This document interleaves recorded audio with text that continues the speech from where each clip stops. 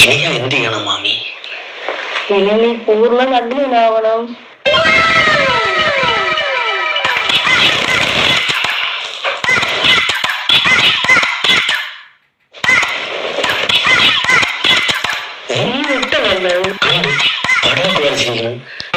ഇതാണ് ഇന്ന് രാവിലെ ഇവിടെ വന്ന സ്വാമി വരച്ചു തന്നത്.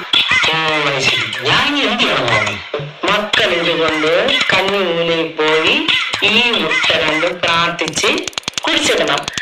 കുടിച്ചിട്ടിട്ട് എന്നിട്ട് സ്വാമിയെ മനസ്സിൽ ധ്യാനിച്ച് മാമനും മാമിക്കും എത്രയും പെട്ടെന്ന് ഒരു കുഞ്ഞിക്കാലം തരണേന്ന് പ്രാർത്ഥിക്കണം. എന്നിട്ടെന്ത് മുട്ട കുടിച്ചിടാനോ എന്നെ വിളിച്ചത്? മാമൻ കുടിച്ചിട്ടൂടെ മാമി? അതല്ലേ ഞാൻ പ്രശ്നം.